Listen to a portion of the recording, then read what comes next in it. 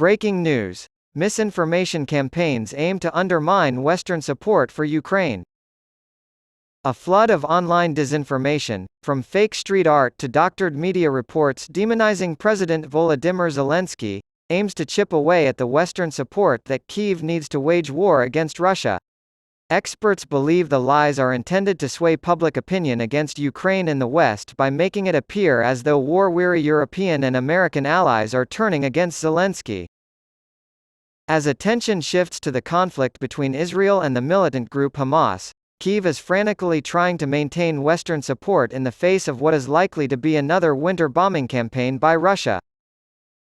The disinformation campaigns take place in multiple countries and languages, and their intensification suggests concerted efforts, said Roman Osadchik of the Atlantic Council's Digital Forensic Research Lab, DFR Lab. Russian President Vladimir Putin has stated, "Our main goal here is to put a wedge in Western societies, polarize them, and portray the aid for Ukraine as problematic."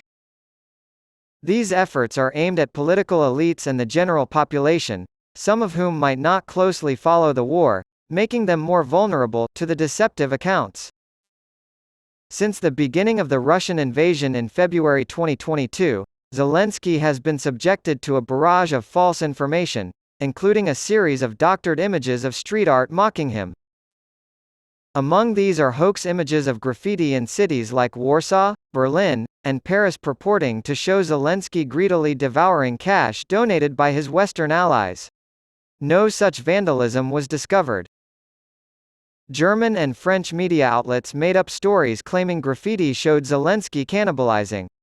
The news organizations established that the posts people were seeing on social media and instant messaging apps like Telegram were not real.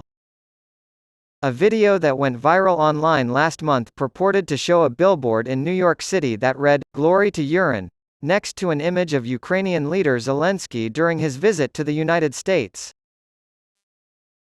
The edited video carried the Fox News digital watermark, but a representative for the network denied having published the clip in question.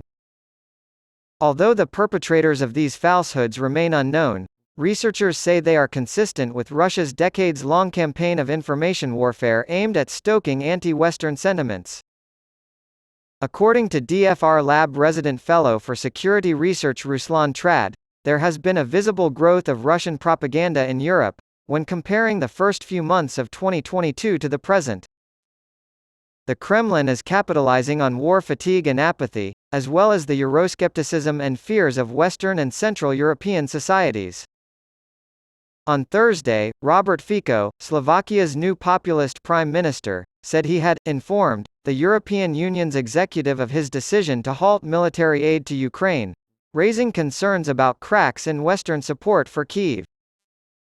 Slovakia quickly accused Moscow of interfering in the vote by deliberately disseminating falsehoods following last month's general election, which Fico won on pledges to end assistance to Ukraine.